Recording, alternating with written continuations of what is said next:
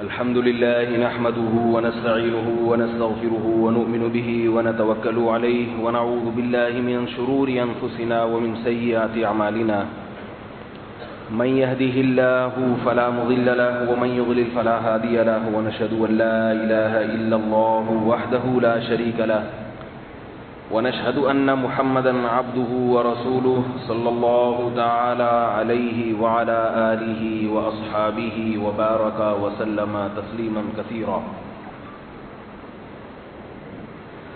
أما بعد فأعوذ بالله من الشيطان الرجيم بسم الله الرحمن الرحيم ما آتاكم الرسول فخذوه وما نهاكم عنه فانتهوا. شعور بہت ہو رہا ہے، آپ لوگ کو نہیں محسوس ہو رہا؟ ہو رہا ہے، شکر ہے. بند ہو گیا یہ، اس کو کھولیں. کیا ہو گیا اس کو؟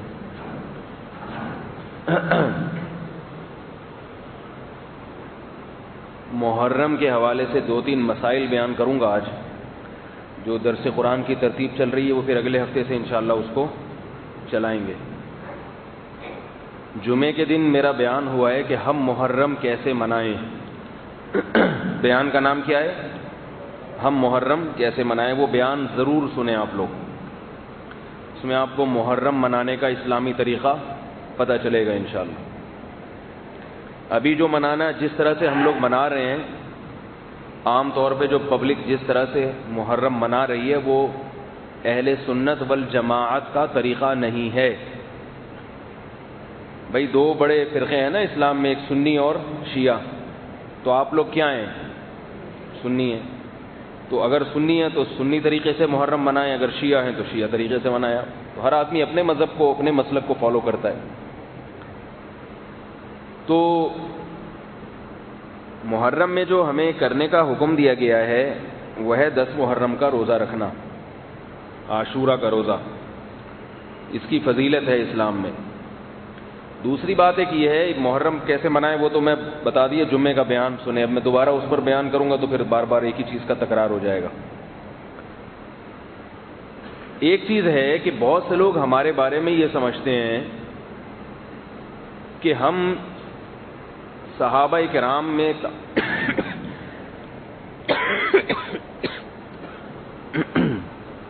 صحابہ کرام میں تمام صحابہ کو ہر لحاظ سے اہل بیت پہ ترجیح دیتے ہیں. یہ غلط ہے. نبی صلی اللہ علیہ وسلم کے جو رشتے تھے ان کی 2 قسمیں ہیں. ایک رشتہ ہوتا ہے نسبی اور ایک رشتہ ہوتا ہے سسرالی. قرآن مجید میں اللہ تعالیٰ نے انسان کی جو پہچان کرائی ہے، فرمایا هو الذی خلق من الماء بشرا فجعله نسبا وصہرا. فرمایا اللہ تعالیٰ نے انسان کو ایک پانی سے بنایا اور اسے نسب والا بنایا اور سسرال والا بنایا. تو رشتہ داری کتنی قسم کی ہوتی ہے؟ بولے نا بھائی. ایک ہوتے ہیں نسبی جس کو خونی رشتے بھی کہا جاتا ہے. خونی رشتے جیسے آپ کی اولاد ہے، آپ کے بھائی اور آپ کی بہنیں ہیں، آپ کے چچا، ماموں، پھوپھی، خالہ. یہ رشتے کون سے رشتے ہیں؟ بول لو بھائی، بول لو. خونی، بلڈ. آپ بیان کے بعد مجھ سے ملیں، چھوٹا سا کام ہے آپ سے. یہ جو رشتے ہوتے ہیں نا بلڈ، جس کو خونی رشتے کہا جاتا ہے. اور ایک رشتے ہوتے ہیں جو باقاعدہ ایجاب و قبول سے وجود میں آتے ہیں، یعنی وہ پہلے سے نہیں ہوتے، ایک ایگریمنٹ کے تحت وہ آپ کے رشتہ بن جاتا ہے. وہ ہوتے ہیں سسرالی رشتے. بڑے خطرناک قسم کے عام طور پہ معاشرے میں پائے جاتے ہیں. یہ وہ رشتے ہیں جو آپ نے خود اپنے گلے میں اپنی مرضی سے ڈالے ہوتے ہیں. وہ ایجاب و قبول ہو گیا. بھائی ہاں بھائی، قاضی صاحب نے کہا تمہیں یہ قبول ہے، آپ نے کہا قبول ہے.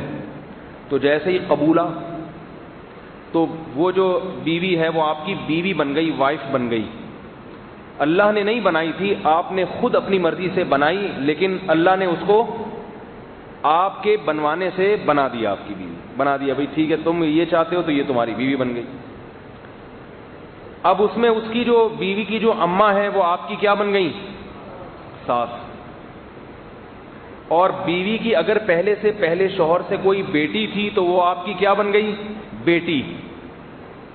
اب اس سے آپ کے لیے نکاح کرنا حرام، اور بیوی کی ماں سے نکاح کرنا بھی حرام. ساس بن گئی وہ، یعنی وہ ماں بن گئی آپ کی. حتیٰ کہ اگر بیوی کو آپ طلاق بھی دے دیتے ہیں تو بھی اس کی ماں سے قیامت تک نکاح نہیں کر سکتے، اور اس کی ماں سے پردہ بھی نہیں رہتا، وہ بیٹا بن جاتا ہے داماد اپنی ماں کا. تو انگریزی زبان ویسے تو اتنی فصیح و بلیغ نہیں ہے جیسے عربی ہے، لیکن بعض الفاظ انگریزی میں بڑے زبردست ہیں جو بالکل شریعت کے معنی ہی کی عکاسی کرتے ہیں. تو ساس کو انگریزی میں کہا جاتا ہے مدر ان لا. یہ بالکل صحیح ترجمہ ہے، یعنی قانون کے لحاظ سے یہ کیا ہے؟ آپ کی ماں ہے. اب انگریز اس کو اپنا لا کہتے ہیں کہ ان کا جو لا ہے اس کے لحاظ سے ماں ہے، لیکن ہم لا کا ترجمہ کیا کرتے ہیں؟ شریعت. ہم انگریزی اپنے حساب سے بولیں گے نا بھائی. ہماری انگریزی کیسی ہوگی؟ ہمارے حساب سے ہوگی. ہمارے ایک دوست تھے کوئٹہ کے، پٹھان، بڑے زبردست آدمی تھے. تو انہوں نے مجھے، بڑے سیدھے سادے تھے، انہوں نے مجھے کہا کہ ہماری پشتو میں، یعنی کوئٹہ کی پشتو جو ہے، یہ انگلش سے بہت ساری چیزوں میں ملتی ہے. میں نے کہا یار پشتو کے بارے میں آج تک میں نے نہیں سنا کہ وہ انگریزی زبان سے ملتی ہے. انہوں نے کہا نہیں، بہت سارے الفاظ ہماری پشتو میں، یعنی ہم انگریزی میں پشتو کے ہیں. انگریزی زبان میں بہت سارے الفاظ کہاں سے گئے ہیں؟ پشتو کے. میں نے کہا مثلاً، کہتے ہیں ہمارے ہاں جب کوئی مختصر راستے سے جاتا ہے تو پشتو میں اس کو کہتے ہیں شارٹ کاٹ. اسے کیا کہتے ہیں؟ شارٹ کاٹ. میں نے کہا بے بھائی یہ شارٹ کٹ انگلش کا لفظ ہے جو آپ کے ہاں رائج ہو کے آپ نے پشتو میں گھسیڑا ہے اس کو. ٹھیک. اب چونکہ آپ کو انگلش نہیں، وہ بیچارے میرے گاؤں کے تھے، دیہاتی، سیدھے سادے، تو آپ کو چونکہ انگلش نہیں آتی ہے تو آپ کو پتہ ہی نہیں کہ یہ شارٹ کٹ لفظ انگلش میں استعمال ہوتا ہے. تو وہ انگلش سے کہیں ادھر ادھر سے گھوم گھام کے آپ کے گاؤں میں آ گیا، آپ نے اس کو شارٹ کٹ کو بنا دیا شارٹ کاٹ. اب آپ نے کسی انگریز سے سن لیا شارٹ کٹ تو آپ کو لگا یار یہ شارٹ کاٹ ہمارے گاؤں کا لفظ گورے بھی استعمال کر رہے ہیں. تو لیکن بعض چیزیں واقعتاً انگلش میں ایسی ہیں جو ہماری زبانوں سے گئی ہیں. فارسی میں برادر کہتے ہیں نا، تو یہ فارسی کا لفظ گوروں کے ہاں بردر بن کے چلا گیا. اور اسی طرح ارتھ، عربی میں ارض جو زمین ہے، یہ انگلش میں یہ جب لفظ گیا تو کیا بن گیا؟ ارتھ. تو بہت سارے لفظ انگلش میں عربی سے آئے ہیں، فارسی سے آئے ہیں، کیونکہ پہلے مسلمانوں کی حکومتیں تھیں، یہ لوگ ہمارے تابع رہا کرتے تھے، تو انہوں نے ہم سے سیکھا. ابھی ہم پہ آ گئے ہیں، ہم ان کے ماتحت ہو گئے ہیں، تو الٹی کہانی چل رہی ہے. تو یہ جو لفظ ہے مدر ان لا، گورے تو کہتے ہیں ہمارے قانون کے لحاظ سے، مگر ہم اس کا اپنی زبان میں کیا ترجمہ کریں گے؟ شریعت کے قانون میں یہ کیا ہے؟ آپ کی ماں ہے. تو یہ رشتے کہلاتے ہیں سسرالی. ان کو آج کل اسرائیلی بھی کہا جاتا ہے، کیونکہ جو داماد ہے نا وہ سسرال کے سامنے ایسا لگ رہا ہوتا ہے جیسے فلسطینی اسرائیلی کے سامنے بیٹھا ہوا ہے. کوئی اسرائیلی اور فلسطینی بیچارہ کیسا ہے، اس پہ خوف سے ہوتا ہے نا، ایک اسرائیلی بڑے ظالم ہوتے ہیں. تو سسرال اسرائیل سے ملتا جلتا لفظ ہے، تو آپ بعض لوگ اس کو مجازن اسرائیل بھی کہتے ہیں، کہ بڑے ظالم ہیں. اللہ تعالیٰ سب کی اچھے کی رپورٹ رکھے. لیکن داماد لوگ بیچارے کافی ٹھٹرے سے رہتے ہیں. تو انگریزوں کے ہاں یہ ٹینشن اب ختم ہو گئی، صرف الفاظ رہ گئے ہیں. مدر ان لا رہ گئی، مگر مدر ان لا ان کیا ہے ہی نہیں، کیونکہ گرل فرینڈ جب بنا لیا کسی کو تو گرل فرینڈ کے تو کوئی رشتہ نہیں ہوتا نا اس کی اماں آپ کی اماں ہے، نہ اس کی بچی آپ کی بچی، کچھ بھی نہیں. تو یہ ہم لوگ کیا کرتے ہیں کہ خود سے باقاعدہ پیسے خرچ کر کے، چھوارے بٹوا کے، پورا ایک رشتہ قائم کر کے ایک اپنا ایک الگ سے بنا لیتے ہیں سسرالی رشتہ. تو قرآن مجید میں رشتوں کی پاسداری کا اللہ نے بہت زیادہ حکم دیا ہے، بہت زیادہ. درجنوں آیات ہیں کہ جنتی لوگ رشتہ داری جوڑتے ہیں، رشتہ داری کا خیال کرتے ہیں. اس کی بہت زیادہ شریعت میں تاکید ہے. نبی صلی اللہ علیہ وسلم نے ارشاد فرمایا لا يدخل الجنت قطات، رشتوں کو توڑنے والا جنت میں داخل نہیں ہوگا. افسوس کے ساتھ کہنا پڑتا ہے آج دوستی کے رشتوں کو تو اہمیت دی جاتی ہے، جن رشتوں کو اللہ نے رشتہ بنایا ان کو اہمیت نہیں دی جاتی. تو اللہ نے کتنی قسم کے رشتے بنائے ہیں؟ میں سبق یاد کروا رہا ہوں نا, دو, ایک خونی رشتے اور ایک سسرالی رشتے. دونوں کی اپنی جگہ اہمیت ہے, دونوں کے اپنے اپنے فضائل ہیں, مگر خونی رشتوں کو شریعت نے ترجیح دی ہے سسرالی رشتوں پہ. آپ خونی رشتوں کے ساتھ بھی اچھا سلوک کریں, سسرالیوں کے ساتھ بھی اچھا سلوک کریں, لیکن کہیں تعارض آ جائے, بھئی آپ کی دعوت کی ہے آپ کے برادر نسبتی نے, بیوی کے بھائی نے, اور اسی دن اتنے ہی بجے آپ کی دعوت کی آپ کے سگے بھائی نے, اور دونوں ناک پہ مکھی بٹھا کے بیٹھے ہوئے ہیں کہ بھئی میری دعوت میں اتوار ہے, آج تم نے لنچ میرے ساتھ کرنا ہے. جو وائف کے بھائی ہیں نا, جس کو سالہ کہا جاتا ہے, برادر نسبتی کہا کریں, اچھا لفظ ہے. تو برادر نسبتی نے, برادر ان لا نے آپ کو کہا کہ اتوار کو آپ نے لنچ کس کے ساتھ کرنا ہے؟ میرے ساتھ کرنا ہے. اور دوسرے آپ کے سگے بھائی نے کہا آپ نے اتوار کو لنچ کس کے ساتھ کرنا ہے؟ میرے ساتھ کرنا ہے. تو شریعت کیا کہتی ہے؟ دونوں کو خوش رکھو, دونوں رشتے ہیں. یا تو بھائی کو کہہ دو بھائی تم ڈنر کر لو اور اس کے ساتھ لنچ کر لیں سسرالی کے ساتھ. اگر بھائی نہیں مان رہا تو بھائی کو کہیں لنچ میں تمہارے ساتھ کر لیتا ہوں, اور سسرالی کو کہیں کہ ڈنر میں تمہارے ساتھ کر لوں گا. لیکن دونوں بڑے اڑیل. میں ایک شریعت کا حکم سمجھانے کے لیے ایک مثال دے رہا ہوں. دونوں رشتے ہیں, دونوں کو جوڑنا ہے, لیکن جب دونوں میں تعارض ہو جائے, تعارض سمجھتے ہیں, گاڑی اردو ہے, آپس میں ایک دوسرے کے خلاف جا رہے ہیں دونوں کے, بھائی وہ کہہ رہے ہیں کہ لنچ ہی میرے ساتھ کرنا ہے, اور وہ کہہ رہے ہیں, بھائی کہہ رہے ہیں میرے ساتھ لنچ کرنا ہے ورنہ میں ناراض ہو جاؤں گا. دونوں ناراض ہونے کی دھمکیاں دے رہے ہیں. اب ظاہر ہے ایک ہی ٹائم پہ 2 لنچ تو نہیں کر سکتے نا آپ. ممکن ہے آپ لوگ کر سکتے ہو تو کر لیے گا اگر جو کر سکتا ہے. میں اپنی مثال دوں گا, میں نہیں کر سکتا, میں یہ کام نہیں کر سکتا کہ 2 لنچ. تو کوشش کریں گے کہ پھر کہ بھئی آدھا لنچ وہاں ہو جائے آدھا وہاں ہو جائے, مگر وہ اس پہ بھی راضی نہیں ہیں. وہ کہہ رہے ہیں نہیں, پورا کھانا تسلی کے ساتھ, روٹیاں گن کے رکھی ہوئی انہوں نے کہ کتنی کھاتا ہے. تو شریعت کیا کہتی ہے؟ ایسے موقع پہ آپ کس کو ترجیح دو گے؟ بولو بھائی, سگے بھائی کو. کیونکہ خونی رشتے میں اور سسرالی رشتے میں جب تعارض آئے گا تو کس کو ترجیح دی جائے گی؟ سگے بھائی کو, سگی بہن کو, سگے ماموں کو. ان کی پھر شریعت میں اہمیت زیادہ ہے. جو قریب ہیں, ایک ہے بیوی کے ماموں اور ایک ہے اپنے ماموں. تو جب دونوں ماموں میں پھٹا ہوگا تو کس کا ساتھ دو گے؟ اپنے ماموں کو. دل تو چاہے گا بیوی کے ماموں کو, کیونکہ رہنا بیوی کے ساتھ ہے, رہنا اپنے ساتھ نہیں ہے. دل تو چاہے گا اس کے ماموں کو ترجیح دیں, کیونکہ پھر وہ افورڈ نہیں کر سکتا آدمی بعد میں دشمنی. لیکن شریعت کیا کہتی ہے؟ بھائی اپنے ماموں پہلے ہیں, وائف کے ماموں بعد میں. البتہ ایک طرف اپنے ماموں ہیں اور ایک طرف اپنے سسر ہیں. تو سسر اگرچہ وہ سسرالی ہے مگر ہے وہ فادر ان لا, وہ فادر کے قائم مقام ہے, تو وہ اس لحاظ سے قریبی ہو گیا. یعنی خونی اور سسرالی میں جب آپ مقابلہ کروائیں گے تو وہ مقابلہ اپنے پیرالل میں ہوتا ہے نا, جو بالکل اس کے برابر ہیں, رشتہ قریب کا ہو. تو یہ ہماری شریعت جو ہے نا, یہ بہت زبردست, اس نے ایک ایک احکام بیان کیے ہیں.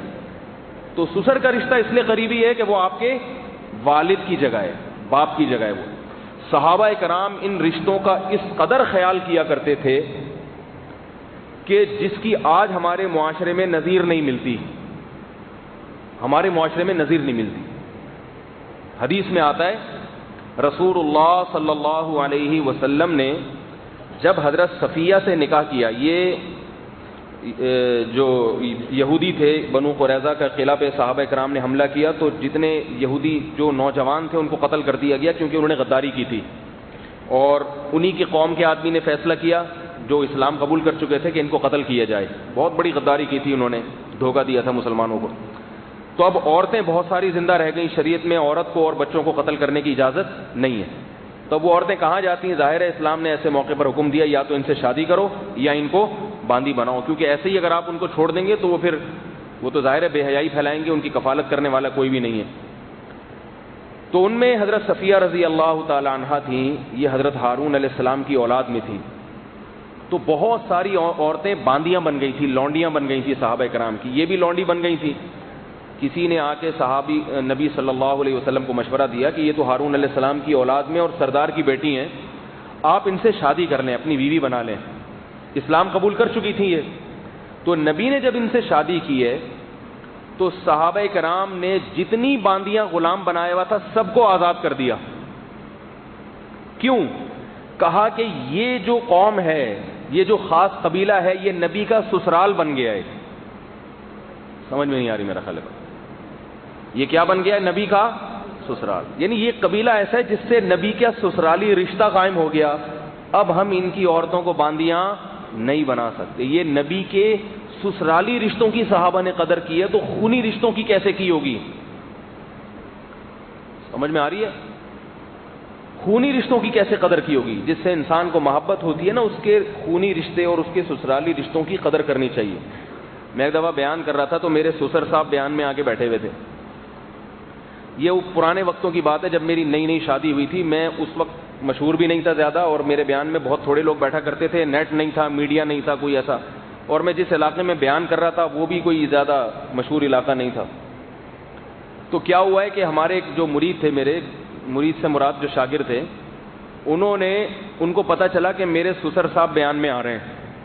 تو انہوں نے کیا کیا، دعوت دے دے کے نا بہت بڑا مجمع اکٹھا کر لیا بیان میں. میں حیران یار آج اتنی پبلک کیوں ہے بیان میں؟ تو میں بڑا پریشان ہوا. پھر میں نے بعد میں پوچھا ان سے، انہوں نے کہا یہ مجھے جب پتہ چلا نا آپ کے سسر صاحب آ رہے ہیں تو میں نے کہا کہ آپ کے بیان میں پبلک کو زیادہ لے کر آؤں، کیونکہ آپ کے سسر صاحب خوش ہو جائیں گے دیکھ کے کہ میرے داماد کی مارکیٹ میں بڑی ویلیو چل رہی.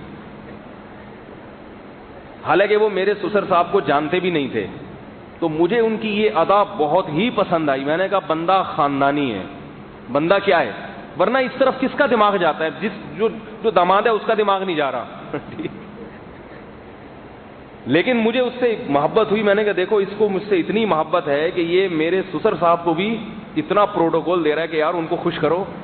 کیونکہ جیسے اوریجنل باپ جو ہے نا، جو نسبی باپ ہوتا ہے، وہ اپنی اولاد کی عزت دیکھ کے خوش ہوتا ہے، تو سسرال والے بھی اپنے داماد کی عزت دیکھ کے خوش ہوتے ہیں. تو صحابہ کرام میں بہت سارے صحابہ نے کیا کیا، وہ باندیوں کو آزاد کر دیا کہ بھئی یہ نبی کا کیا بن گیا ہے، سسرال بن گیا ہے. عزت دی صحابہ کرام نے. اور اس پہ بڑے واقعات ہیں.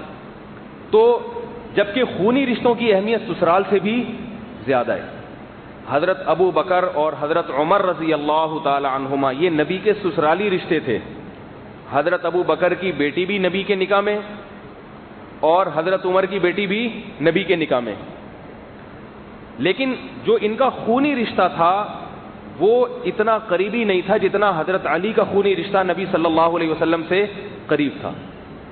حضرت علی رضی اللہ تعالی عنہ نبی کے سسرالی بھی تھے، یعنی داماد بھی تھے، اور نبی کے چچا زاد بھائی بھی تھے. تو چچا زاد بھائی کا رشتہ قریب ہوتا ہے. حضرت عمر نبی کے چچا زاد بھائی نہیں ہیں. اوپر جا کے 3-4 پشتوں کے بعد جا کے حضرت عمر کا نسب نبی صلی اللہ علیہ وسلم سے ملتا ہے. حضرت ابو بکر کا بھی ایسے ہی، مگر حضرت علی کا حضرت عبد المطلب پہ جمع ہو جاتا ہے جا کے. تو حضرت علی رضی اللہ تعالی عنہ کا جو رشتہ تھا وہ نبی صلی اللہ علیہ وسلم سے خونی بھی تھا اور سسرالی بھی تھا. پھر سسرالی رشتے میں 2 چیزیں ہوتی ہیں. ایک یہ کہ آپ نے اپنی بیٹی کسی کو دی، اور ایک کہ کسی نے آپ کو اپنی بیٹی دے دی. ان دونوں میں فرق ہوتا ہے.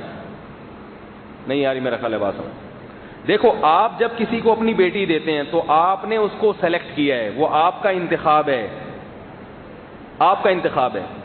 لیکن جب کسی نے آپ کو اپنی بیٹی دی تو یہ اس کا انتخاب ہے. اور اپنی بیٹی دینا یہ بڑا مسئلہ، یعنی بہت سوچ سمجھ کے یہ کام کیا جاتا ہے. بیٹی لینے میں لوگ جلد بازی کر لیتے ہیں، لیکن بیٹی دینے میں جلد بازی بولتے کیوں نہیں بھائی؟ جنریٹر ہی بول رہا ہے، آپ لوگ بول نہیں رہے. بیٹی دینے میں جو ہے بہت سوچتا ہے انسان. بیٹی لینے میں کیا کرتا ہے؟ جلد بازی. کیوں؟ بیٹی لے لی، آپ کو پتا ہے نہیں بنی چھوڑ دوں گا، طلاق دے دوں گا. لیکن جب بیٹی آپ نے کسی کو دی پھر بہت سارے خطرات ہوتے ہیں انسان کو، کیونکہ بیٹی کمزور ہوتی ہے، کمزور ہوتی ہے. آپ کو اس پہ خوف ہوتا ہے کہ ظلم نہ ہو بیٹی کے اوپر، اور اگر وہ ظلم کر رہا ہے تو اس سے جان چھڑانا مشکل ہوتا ہے. اگر وہ طلاق دے گا تو ہوگی، نہیں دے گا تو نہیں ہوگی، اور پھر طلاق دے کے دوبارہ نکاح کرنا، یہ بہت ساری مسائل ہیں. حضرت ابو بکر حضرت عمر رضی اللہ تعالی عنہ کو یہ تو فضیلت حاصل ہے کہ وہ نبی کے یار تھے، نبی کے ساتھ دفن ہوئے، فضیلت کلی حاصل ہے. لیکن حضرت علی کو کیا فضیلت حاصل ہے؟ ایک تو خونی رشتہ ان کا نبی سے زیادہ قریب ہے، دوسرا نبی نے ان کو اپنی بیٹی دی ہے، اور ابو بکر عمر رضی اللہ عنہ سے بیٹیاں لی ہیں. نہیں آئی بات سمجھ؟ میں اس لیے کہہ رہا ہوں کہ ہمارے ہاں بہت سی چیزوں میں بہت مبالغہ ہوتا ہے. ایک بات خوب ذہن میں رکھیں کہ ایک ہوتی ہے فضیلت کلی اور ایک ہوتی ہے فضیلت جزوی. فضیلت کلی اور جزوی میں فرق جب سمجھ میں آئے گا نا تو صحابہ کے مراتب میں فرق سمجھ میں آئے گا کہ کس صحابی کا کیا مقام ہے. فضیلت کلی اسے کہتے ہیں کہ آپ کو جو کام سونپا گیا ہے اس میں آپ نمبر 1 ہیں. دیکھو، ایک گڑھا کھدوانا ہے آپ نے، ایک کنواں کھدوانا ہے آپ نے. اب آپ کے سامنے 4 مزدور کھڑے ہوئے ہیں. ایک ہے انتہائی خوبصورت، بڑا ہی خاندانی سادات میں سے، بہت سخی ہے، اس کے قصے مشہور ہیں سخاوت کے، لیکن وہ پہلی مرتبہ کنواں کھود رہا ہے. اس کام کا اسے تجربہ، بولو نا بھائی، نہیں، پہلی دفعہ یہ کام کر رہا ہے. آپ نے اس سے انٹرویو لیا، بہت خوبصورت ہیں، مجھے بڑا دل چاہ رہا ہے کہ میں آپ سے کنواں کھدواؤں، اس لیے کہ جتنی دیر آپ کنواں کھودیں گے میرے ساتھ رہیں گے آپ، اور مجھے آپ اچھے لگیں گے، باتیں چیتیں آپ بڑی اچھی کرتے ہیں، اور وغیرہ وغیرہ. سخاوت بھی ہے، ممکن ہے مجھے 500 روپے نکال کے دے دیں آپ سخاوت میں. دوسرا ہے وہ آپ کا قریبی رشتہ دار ہے، آپ کے سگے ماموں ہیں، وہ آپ کو وہ اس لیے اچھے لگ رہے ہیں کہ آپ کے ماموں ہیں. کنواں کھودنے کا انہیں زیادہ تجربہ نہیں ہے. تیسرا بھی اسی طرح کوئی ہے. چوتھا ہے کالا کلوٹا، شکل بالکل بھی اچھی نہیں ہے، کوئی رشتہ داری نہیں ہے، ایک نمبر کا چور مشہور ہے معاشرے میں، ٹھیک ہے نا. لیکن یہ ہے کہ یہ اتنے کنویں کھود چکا ہے اور اتنا طاقتور ہے کہ جو کام وہ 6 گھنٹے میں کریں گے یہ 1 گھنٹے میں کر کے دکھا دے گا. تو کنواں کھودنے کا کام آپ کس سے لوگے؟ مجھے یہ بتاؤ. ماموں سے لوگے اپنے ہیں بھائی، یا وہ جو بہت حسین جمیل خوبصورت ایجوکیٹڈ، بات کرنے کی تمیز، اسٹائلش، یہ ساری چیزیں اس کے اندر ہیں، کپڑے بہت اچھے پہنے ہوئے اس نے، اس سے لوگے آپ یہ کام؟ آپ بولو گے بھائی یہ چور، اچکا، حبشی، جیسا مرضی ہے، ابھی میں کام کیا کرنا چاہ رہا ہوں؟ کنواں. اس کے لیے یہ سب سے بہترین ہے. تو اس موقع پر جو کلی فضیلت ہے اس کنواں کھدوانے کی، وہ اس حبشی کالے کلوٹے کو حاصل ہے. اس موقع پر سب سے افضل کون ہے؟ بولو بھائی، وہ کالا اس کام کے لیے سب سے افضل کون ہے؟ وہ کالا کلوٹا چور اچکا. آپ نے کہا یہ ابھی کیا چوری کرے گا؟ کدال تھوڑی، کدال بھی اسی کے ہیں، اور میں کون سا اس کے حوالے بینک کر رہا ہوں یا اس کو کیشیئر بنا رہا ہوں اپنی دکان پہ، جنرل اسٹور پہ. یہ کیا چوری کرے گا یہاں پہ؟ کنواں ہے، مٹی چوری کر کے لے جائے تو لے جائے. تو اس موقع پر آپ کس کو ترجیح دو گے؟ کنواں کھدوانے والے کو، دوسروں کو ترجیح نہیں دو.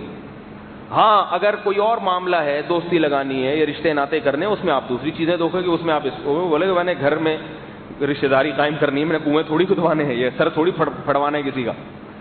تو فضیلت کلی کہتے ہیں کہ جو کام جس کے ذمے سونپا گیا ہے اس میں کس کو کون سی فضیلت حاصل ہے. اور یہ جو مزدور میں نے 4 مثالیں دی ہیں، ان میں باقی مزدور کیا ہیں؟ ان کو جزوی فضیلت ہے. جزوی فضیلت، جزوی کیا ہے کہ جب حسن کا مقابلہ ہوگا تو ہم کہیں گے یہ حبشی جو کنواں کھود رہا ہے یہ ان میں سب سے کمتر ہے، اور یہ حسن کے مقابلے میں اس سے زیادہ ہے، یہ سخاوت کے مقابلے میں اس سے زیادہ ہے، یہ بہادری میں اس سے زیادہ ہے. تو یاد رکھو، جیسے اللہ نے پیغمبروں میں فضیلت کلی محمد صلی اللہ علیہ وسلم کو دی ہے، مگر جزوی فضیلتیں اللہ نے بعض دوسرے پیغمبروں کو بھی دی ہیں.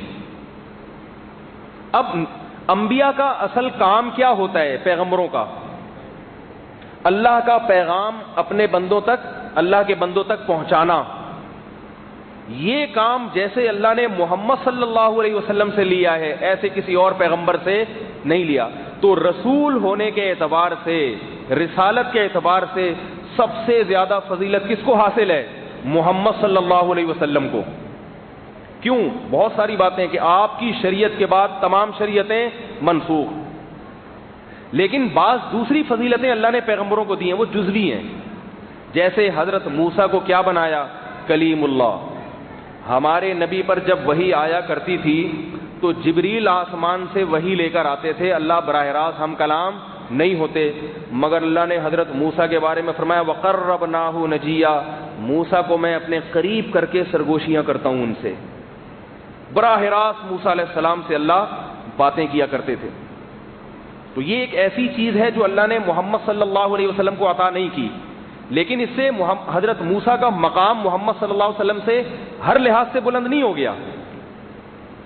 ہم اگر آج حضرت موسیٰ علیہ السلام فخر کریں یا یہودی فخر کریں کہ ہمارے پیغمبر جو تھے، اور یہودی فخر کرتے ہیں، یہ باتیں کرتے ہیں کہ بھائی دیکھو موسیٰ کا مقام محمد صلی اللہ علیہ وسلم سے زیادہ ہے، یہودی کہتے ہیں۔ کیوں زیادہ ہے؟ کہتے ہیں نمبر 1، قرآن میں سب سے زیادہ تذکرہ موسیٰ کا ہے، حضرت موسیٰ علیہ السلام۔ یہ یہودی یہ بات کہتے ہیں، ان کی کتابوں میں ہے بھائی تمہارے نبی پر جو قرآن نازل ہوا اس میں تمہارے نبی کا نام تو 2 دفعہ آیا ہے اور ہمارے نبی کا نام درجنوں دفعہ آیا ہے، بہت بار بار موسیٰ موسیٰ موسیٰ، قرآن بھرا ہوا ہے موسیٰ علیہ السلام کے تذکرے سے۔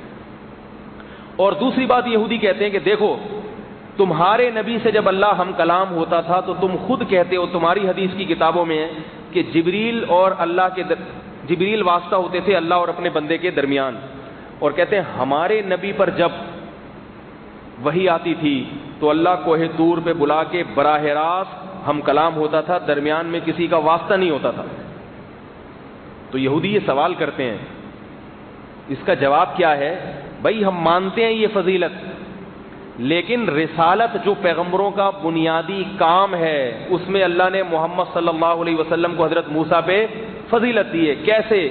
نبی نے فرمایا لو کان موسیٰ حیا لما وسعہ اتباعی، اگر آج موسیٰ علیہ السلام زندہ ہوتے، ہمارے درمیان موجود ہوتے، تو موسیٰ کی نجات بھی اسی وقت ہو سکتی تھی جب وہ میری پیروی کریں۔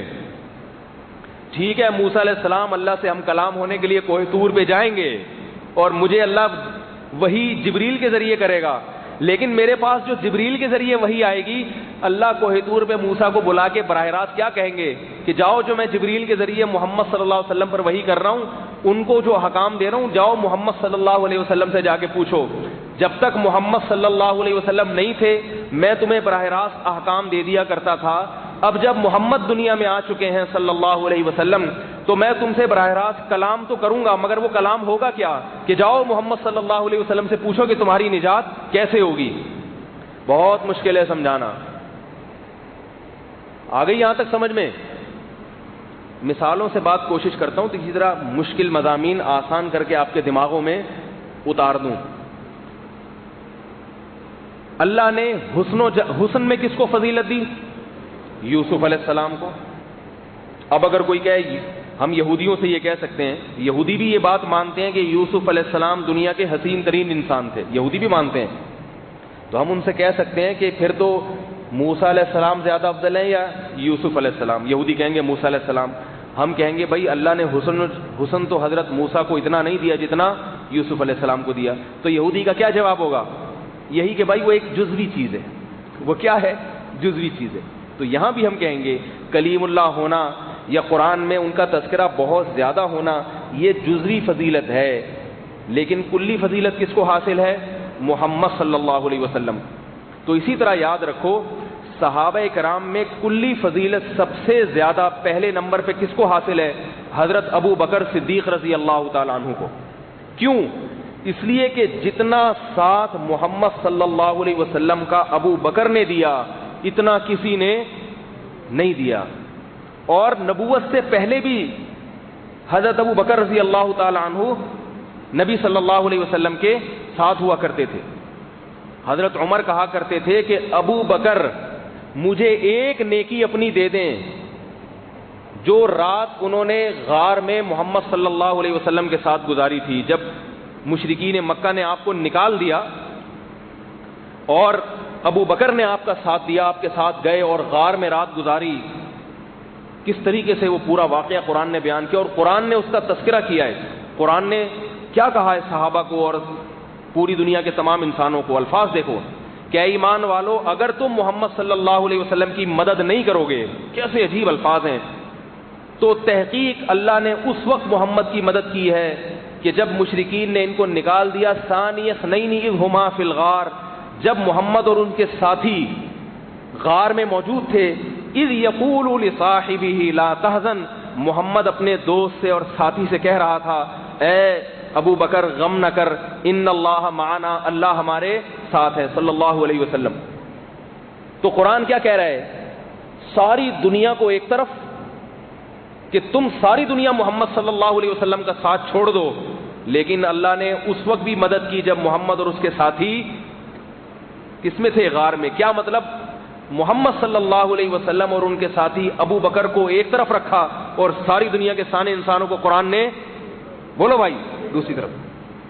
تو قرآن حضرت ابو بکر کے علاوہ تمام انسانوں سے کہہ رہے کہ تمہارا دل چاہے ساتھ دو، دل چاہے ساتھ نہ دو، نہیں دو گے تو اللہ تو ساتھ دے۔ اللہ نے تو اس وقت بھی ساتھ دیا جب محمد اپنے ساتھی کے ساتھ غار میں تھے۔ تو پتہ چلا کہ اللہ نے اس وقت بھی محمد صلی اللہ علیہ وسلم کو تنہا نہیں رکھا بلکہ ابو بکر کے ساتھ رکھا ہے۔ تو حضرت عمر فرمایا کرتے تھے کہ اگر مجھے ابو بکر اپنی اس رات کی نیکی دے دیں جو اللہ نے قرآن میں جس کا تذکرہ کیا ہے، اور ثانیہ اثنین، الفاظ دیکھو، اللہ فرمانے جب محمد دو میں سے ایک تھے، دو میں سے ایک تھے، دوسرے کا تذکرہ بھی آ رہا ہے، خود بخود دوسرے کا تذکرہ بھی آ رہا ہے، اذ یقول لصاحبہ، جب اپنے ساتھی سے کہہ رہے تھے۔ تو حضرت ابو بکر کو اللہ نے محمد صلی اللہ علیہ وسلم کا خاص ساتھی کہا ہے۔ سب صحابہ کو ساتھی کہا، مگر ابو بکر کو الگ سے ساتھی کے لفظ سے خطاب کیا، دوست کے لفظ سے خطاب کیا۔ یہ بہت بڑی فضیلت ہے، بہت بڑی فضیلت۔ تو حضرت عمر کہا کرتے تھے کہ اگر ابو بکر مجھے وہ اس ایک رات کی نیکی دے دیں تو میں اپنی ساری زندگی کی ساری نیکیاں دینے کے لیے تیار ہوں۔ وہ نیکی میں حاصل نہیں کر سکتا اور وہ نیکی نہیں کما سکتا میں۔ تو یہ فضیلت کلی ہے، یہ کس کو حاصل ہے؟ بولو بھائی، حضرت ابو بکر۔ دوسرے نمبر پہ جو فضیلت کلی حاصل ہے وہ حضرت عمر رضی اللہ تعالی عنہ کو حاصل ہے۔ تیسرے نمبر پر جو فضیلت کلی، فضیلت کا مطلب محمد صلی اللہ علیہ وسلم کے ساتھی ہونے میں یا آپ کا ساتھ دینے میں یا دین کو دنیا میں غالب کرنے میں، کیونکہ نبی کا مشن کیا تھا؟ دین دنیا میں غالب آ جائے۔ تو اس دین کو دنیا میں غالب کرنے میں سب سے بڑا کردار حضرت ابو بکر کا، پھر حضرت عمر کا، پھر حضرت عثمان کا اور پھر حضرت علی رضی اللہ تعالیٰ عنہ کا ہے، غالب کرنے میں جو نبی کا مشن تھا۔ تو اس لیے فضیلت کلی ان چار صحابہ کو حاصل ہے۔ سب سے پہلے حضرت ابو بکر، اس کے بعد حضرت عمر، اس کے بعد حضرت عثمان اور اس کے بعد حضرت علی۔ لیکن جزوی فضیلتیں حضرت علی کو جتنی حاصل ہیں شاید کسی اور صحابی کو حاصل نہ ہو، جزوی فضیلت وہ بہت زیادہ ہیں۔ تبھی یہ دونوں صحابہ ابو بکر و عمر حضرت علی کا بڑا احترام کیا کرتے تھے۔ اور ان جزوی فضیلتوں میں جو سب سے بڑی فضیلت حضرت علی کو حاصل ہے، سب سے بڑی فضیلت جس کا کوئی نعم البدل ہو ہی نہیں سکتا، وہ ہے نبی نے ان کو اپنی بیٹی دی ہے۔ یعنی کسی پیغمبر کا کسی کو اپنی بیٹی دے دینا یہ معمولی فضیلت نہیں ہے۔ ممکن ہے اس پر کسی کو اشکال ہو کہ بھئی وہ تو حضرت عثمان کو بھی دی ہیں، تو اس لحاظ سے حضرت عثمان کو حضرت علی پر فضیلت ہونی چاہیے کہ بھئی وہ تو حضرت علی تو ایک بیٹی کے شوہر تھے، حضرت عثمان تو ذو النورین ہیں، ایک بیٹی دی، جب ان کا انتقال ہو گیا تو دوسری بیٹی دے دی۔ نہیں یار یہ بات، اس سوال ہی سمجھ میں آئے تو جواب کہاں سے سمجھ میں آئے گا؟ بھائی پھر تو داماد ہونے کے لحاظ سے تو حضرت عثمان کو حضرت علی پر فضیلت حاصل ہے نا، لیکن یہ بات درست نہیں ہے۔ داماد ہونے کے لحاظ سے حضرت علی کو حضرت عثمان پہ فضیلت ہے۔ وجہ اس کی یہ ہے کہ حضرت عثمان کے نکاح میں 2 بیٹیاں تو آئیں مگر ان سے نسل نہیں چلی اور نبی کا خاندان ان سے آگے نہیں گیا۔ سمجھ میں آ رہی ہے بات؟ بس اللہ کی مشیت تھی۔ اللہ یہ فضیلت کس کو دینا چاہتے تھے؟ حضرت علی۔ حضرت علی وہ واحد صحابی ہیں اور حضرت فاطمہ نبی کی وہ واحد بیٹی ہیں جن سے نبی صلی اللہ علیہ وسلم کی نسل چلی ہے۔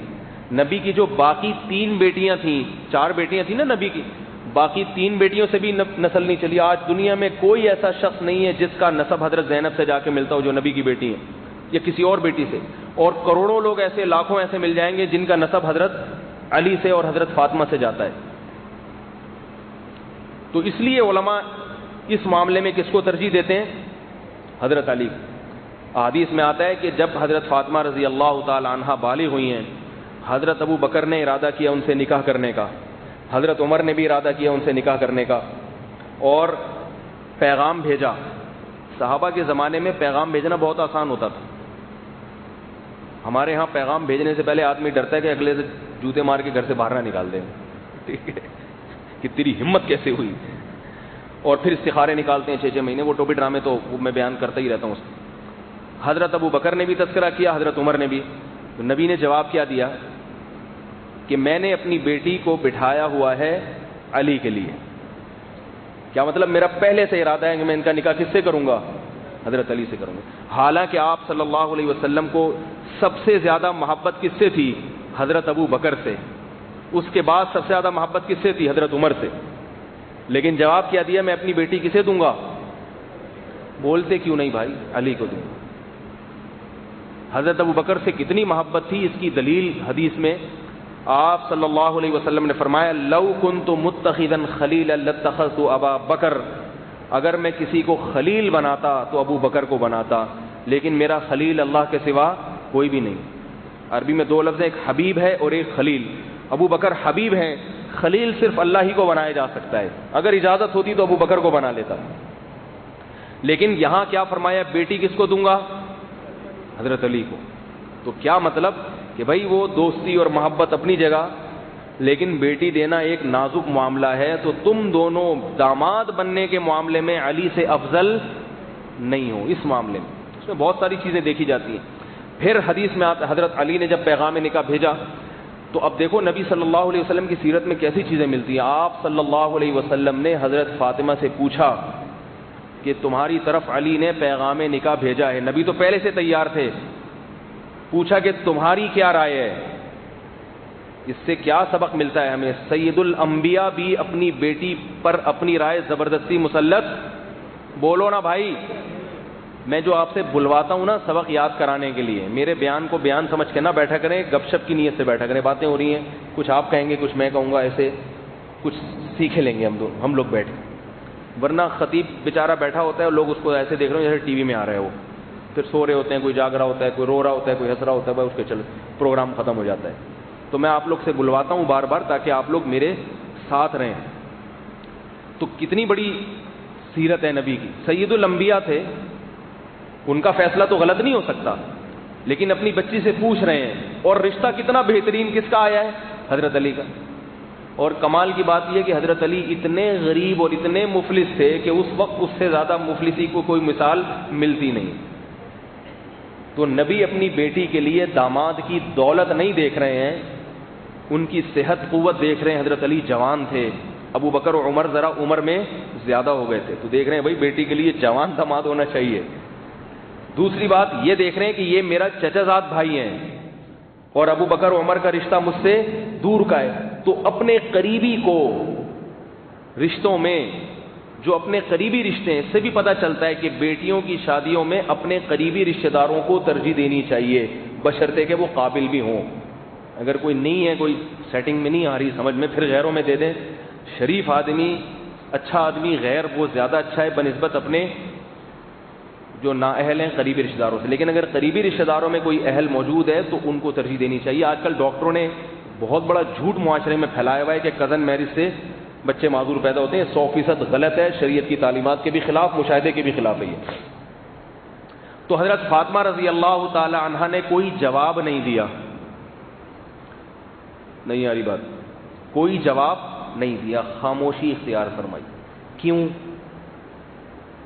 سوال پیدا ہوتا ہے کیوں بھائی؟ اگر ان کو اعتراض نہیں تھا تو کہتی ٹھیک ہے. خاموشی اختیار فرمائی. وجہ اس کی یہ تھی کہ پیغمبر کی بیٹی تھی, بے پناہ حیا تھی ان میں.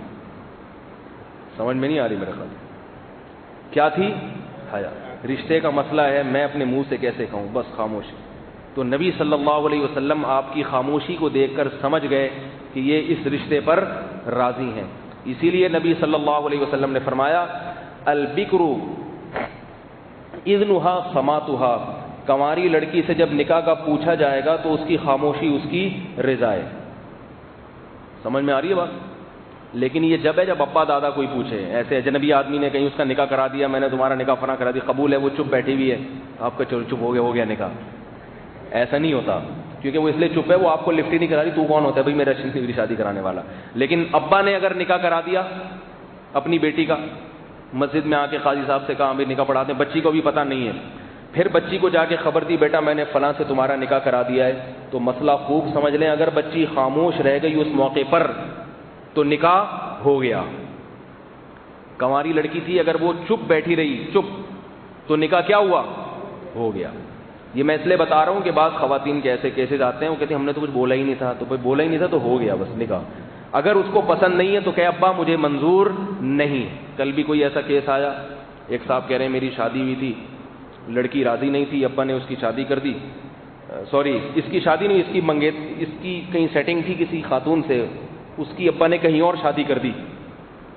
شادی ایسے کی ہے وہ لڑکی راضی نہیں تھی، لیکن اس نے نکاح نامے پہ بھی سگنیچر کر دی اور زبان سے بھی مجبوراً کہہ دیا کہ قبول ہے، مجبوری میں کہہ دیا کہ کیا ہے؟ قبول ہے۔ اب یہ پرانا والا تو وہ تو مسئلہ ہوا نا، بھائی کوئی ہو اگر بیٹھا ہوا جو تو یہ نہ سمجھے میں اس کی توہین کر رہا ہوں، وہ آپ کو پتہ ہے میں ذرا اپنے اسٹائل سے واقعہ سناتا ہوں، جس کے ساتھ بعض دفعہ وہ جس نے پوچھا ہوتا ہے وہ بیان سن رہا ہوتا ہے بیٹھ کے، وہ کہتے ہیں یار یہ میری عزت کا جنازہ ہو رہا ہے، تو میں جنہوں نے مجھ سے مسئلہ پوچھا تھا میں خود بھی اس کی شکل کو نہیں پہچانتا، اگر وہ میرے سامنے بھی بیٹھا ہوا میں نہیں پہچانتا کون ہے۔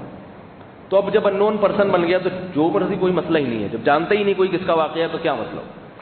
تو وہ جناب وہ کہنے لگے کہ میں نے کیا کیا، اب اس کو یہ فکر ہے کہ یار یہ والا اللہ کرے نہ ہوا ہو یہ والا نکاح جو اس کے ابا نے کہیں اور کرایا ہے نا، تو مجھ سے آگے پوچھ رہے کہ لڑکی نے تو مجبوری میں قبول ہے بولا ہے۔ میں نے کہا جب قبول ہے بول دیا تو کیا ہوا؟ ہو گیا۔ کہہ رہے وہ تو مجبور تھی۔ میں نے کہا وہ مجبور تھی تو نہیں بولتی، بلکہ نہیں بولتی تو بھی نکاح ہو جاتا۔ تو اصل مسئلہ بتانا چاہ رہا ہوں، اگر وہ چپ رہتی، ابا نے نکاح کرایا اس کا اور وہ چپ چاپ گم سم بیٹھی ہوئی ہے، ٹھیک ہے، تو مجبوری میں اگر خاموش رہے گی تو بھی نکاح ہو جائے گا۔ تو لہذا اگر کسی کو ایسا موقع پر نکاح نہیں کرانا تو لڑکی کے ذمہ لازم ہے منہ سے بولے ابا مجھے یہ رشتہ قبول نہیں ہے، منہ سے بولے گی پھر نہیں ہوگا، چپ رہے گی تو ہو جائے گا۔ ہاں طلاق یافتہ خاتون یا بیوہ عورت، اس کے لیے خاموش رہنا کافی نہیں ہے، اس کو منہ سے بولنا پڑے گا۔ وجہ اس کی یہ کہ اگر وہ کہے کہ بھئی میں چپ بیٹھی تھی کیونکہ مجھے منہ سے بولتے ہوئے شرم آ رہی تھی، تو سوال پیدا ہوتا ہے آپ کے 6 بچے ہو گئے ماشاءاللہ، ٹھیک ہے، پہلے میاں سے، یا آپ نے ایک شادی شدہ زندگی گزار لی شوہر کے بعد، اب آپ کہہ رہی ہو کہ مجھے منہ سے بولتے ہوئے شرم آ رہی تھی، تو یہ شریعت اس کو قبول نہیں کرتی۔ ایک شادی شدہ عورت میں اتنی حیا نہیں ہوتی، ایک نیچرل ہے، کوئی برائی کی بات نہیں کر رہا میں، ایک فطری چیز ہے، کنواری لڑکی میں حیا زیادہ ہوتی ہے، تو شریعت نے اسی فطرت کو دیکھ کے اصول بنائے۔ تو آپ صلی اللہ علیہ وسلم نے جب اپنی بیٹی سے پوچھا کہ علی سے تمہارا نکاح کر دوں تو حضرت فاطمہ خاموش رہیں اور آپ صلی اللہ علیہ وسلم سمجھے کہ یہ درست ہے۔ حضرت علی اس رشتے پہ اتنا خوش ہوئے کہ حضرت علی رضی اللہ تعالی عنہ نے ولیمے کا پروگرام بنایا کہ بھئی اتنا مقدس گھرانہ، اتنی مقدس خاتون میرے گھر میں آ رہی ہیں تو میں ولیمہ کروں گا۔ پیسے نہیں تھے ولیمے کے، ٹھیک ہے، ایک اونٹ تھا اپنا، اونٹ۔ اس زمانے میں شراب حرام نہیں ہوئی تھی، تو نبی کے جو سگے چچا ہیں حضرت حمزہ رضی اللہ تعالی عنہ، انہوں نے شراب پی ہوئی تھی، اس زمانے میں حرام نہیں تھی، شراب کی حرمت نازل نہیں ہوئی تھی، وہ نشے میں تھے۔ عرب میں تھی سخاوت بہت زیادہ، اس وقت پردے کے حکام بھی نازل نہیں ہوئے تھے، تو حضرت حمزہ کی جو چچازاد بہنیں اور جو دیگر خواتین تھیں، حضرت حمزہ تھے بڑے خوبصورت اور جوان اور قریشی تھے، سخی لوگ تھے۔ حضرت علی کی نیت تھی اپنے اونٹ پر کہ اس کو میں حلال کر دیتا ہوں، ولیمہ ہو جائے گا، اور کچھ پیسے ہی نہیں تھے۔ ایک سواری کو انہوں نے کہا چلو اس کو داؤ پہ لگا دیتے ہیں، یہ ایسا موقع کہاں آئے گا، اتنا بہترین ایک مبارک نکاح ہے۔ حضرت حمزہ رضی اللہ تعالی عنہ جو تھے نا وہ تھے نشے میں تھے، تو ان کی جو خاندان کی عورتیں تھیں انہوں نے حضرت حمزہ کو کہا کہ اے حمزہ تیری یعنی ان کے عربی الفاظ کا ترجمہ اردو محاورے میں کر رہا ہوں، وہ لفظ ولفظ ترجمہ نہیں، کہ اے حمزہ تو یہ آپ کی سخاوت کو چیلنج ہے، یہ ہم عورتیں یہاں بیٹھی ہوئی ہیں اور یہ اونٹ زندہ سلامت، مطلب وہ سمجھی کہ یہ ان کا اونٹ ہے، تو بھئی یہ کیسا ہے کہ اونٹ کھڑا ہوا ہے، جیسے ہم کسی کے بکرے کو دیکھتے ہیں نا، کہتے ہیں یار یہ بکرا تو آج میری دعوت ہونی چاہیے، ٹھیک ہے نا، آپ کیا ماشاءاللہ اتنا بہترین خوبصورت بکرا ہے تو آج ہو جائیے حلال، ہم کہتے ہیں نا ایسے مذاق کرتے ہیں، مرغا گھوم رہا ہے کسی کے یہاں، یار یہ تمہارے یہاں تو 6 مرغے گھوم رہے ہیں، 2-4 ہو جائیں آج، تو انہوں نے دیکھا جوان اونٹ ہیں، تو حضرت حمزہ کو یہ تانا دیا کہ اے حمزہ تیری سخاوت کیسی سخاوت ہے، اور عورتوں کا تانا مرد پہ اور ٹھا کر کے لگتا ہے جا کے، ٹھیک ہے نا، بھئی عورت بخل کا تانا دے رہی ہے. تو حضرت حمزہ کو یہ تانا دیا کہ یہ اونٹ جوان کھڑا ہوا ہے اور ہم یہاں بھوکے ہیں. حضرت حمزہ یہ بھول گئے کہ یہ میرا اونٹ نہیں ہے، کس کا ہے، یہ علی کا اونٹ ہے. وہ بھول گئے کیونکہ نشے میں تھے، ان کو خیال نہیں رہا. وہ ایک دم اٹھے، انہوں نے اونٹ کو نہر کیا، گرایا. عربوں میں تھوڑی دیر کے اندر نا اونٹ کو بالکل گوشت ووشت کاٹ دو، بڑے ماہر تھے اس کے. تو حضرت علی جب واپس آئے ہیں تو دیکھیں اونٹ کی چانپیں وہاں پہ اور پائے وائے پک رہے ہیں. صحیح ہے، اس کی تشکیل ہو چکی ہے. حضرت علی فرماتے ہیں کہ لم املک عینایا، میں اپنی آنکھوں پہ قابو نہ رکھ سکتا. کتنے جری تھے، کتنے بہادر تھے، مگر یہ منظر دیکھ کے رو پڑے. کس بات پہ رو رہے ہیں؟ اونٹ ضائع ہونے پہ نہیں، کہ ولیمے کا اتنا بہترین آپشن، اور ضائع بھی کس نے کیا؟ میرے اپنے چچا نے. وہ جب حضرت حمزہ کو ہوش آیا تو انہوں نے ہوا یہ کیا ہو گیا بھائی، ٹھیک ہے. وہ چانپے وہاں پہ سب کی تشکیل ہو چکی تھی. تو یہ بڑا دلچسپ واقعہ ایک تاریخ میں. تو حضرت علی کو یہ فضیلت حاصل ہے کہ اللہ کے نبی صلی اللہ علیہ وسلم نے ان کو اپنی بیٹی دی، اور پھر ان سے حضرت حسن اور حسین پیدا ہوئے. حضرت حسن حسین کو حضرت علی نے اتنی محبت نہیں دی جتنی نبی صلی اللہ علیہ وسلم نے دی. آپ صلی اللہ علیہ وسلم ان کو اپنے بچوں کی طرح سمجھتے تھے. اور حضرت حسن اور حسین شکل و صورت میں بھی حضرت علی سے مشابہت کم تھی اور نبی سے مشابہت زیادہ تھی.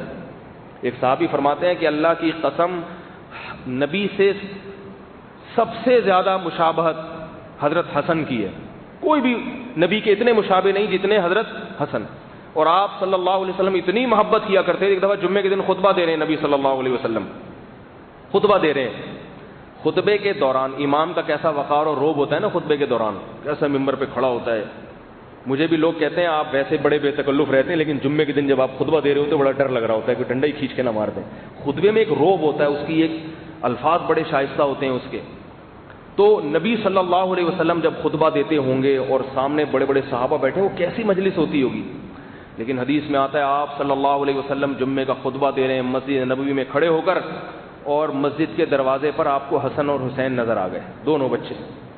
اتنے خوبصورت تھے یہ دونوں کہ ان کا نام نبی نے رکھا ہے حسن. حسن کہتے ہیں خوبصورت کو. جب دوسرا بیٹا پیدا ہوا نا تو آپ صلی اللہ علیہ وسلم نے فرمایا یہ تو پہلے سے بھی زیادہ خوبصورت ہے، تو ان کا نام رکھا حسین. حسین بھی خوبصورت کو کہتے ہیں، لیکن حسین کا اور حسن میں فرق یہ کہ حسین کہتے ہیں چھوٹا، یعنی چھوٹا آدمی. چھوٹے سے مراد کیونکہ عمر میں کم تھے تو کم عمری کی وجہ سے ان کو حسین اور بڑے والے کو حسن نام دیا. اس لیے یہ نام بہت اچھے ہیں. لوگ مجھ سے پوچھتے ہیں بچوں کا نام بتائیں تو میں ان کو پہلے نمبر پہ حسن یا حسین بتاتا ہوں. ہمارے حضرت فرمایا کرتے تھے بچوں کا جب نام رکھیں تو اس میں ان الفاظ کو دیکھا کریں، یا تو ہا سین نون آ رہا ہو، ہا سین نون، کیونکہ یہ حسن سے نکلا ہے. حسن سے صرف خوبصورتی کو نہیں کہتے، ہر چیز میں عمدگی کو عربی میں حسن کہا جاتا ہے. تو ہا سین نون جس نام میں بھی آ رہا ہے وہ نام رکھیں. جیسے حسن ہے، حسین ہے، محسن ہے، احسن ہے، حسان ہے. سمجھ گئے؟ 5 نام تو یہ ہو گئے، حسن، حسین، محسن، احسن اور حسان. اور بھی شاید کوئی حسین بھی ٹھیک ہے. تو بچوں کا نام ان 6 ناموں میں سے ایک رکھا کریں. یہ بہت بہترین سلیکٹڈ نام ہے.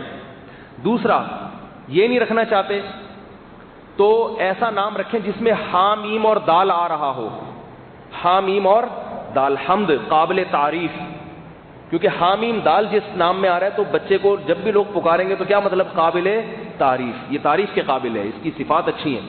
جیسے حماد ہے، محمد ہے، احمد ہے، حمید ہے، اور بھی بتائیں. حامیم دال آ رہا ہو، حامد ہے، احد نہیں، احد میں حامیم دال نہیں آ رہا.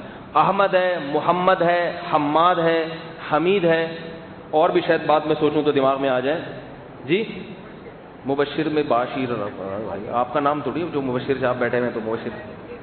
اچھا محمود، محمود، یہ لفظ محمود نہیں ہے، محمود. محمد بھی ہے، محمد بھی ہے. تو یہ سب نام ہوئے جن میں قابل تھا. تیسرے نمبر پہ حضرت فرمایا کہ بالکل صحیح بات فرماتے تھے، بہت اچھا یہ نام رکھنے میں ایک بہت اچھی ایک پہلو ہے جس کو انہوں نے ہائی لائٹ کیا.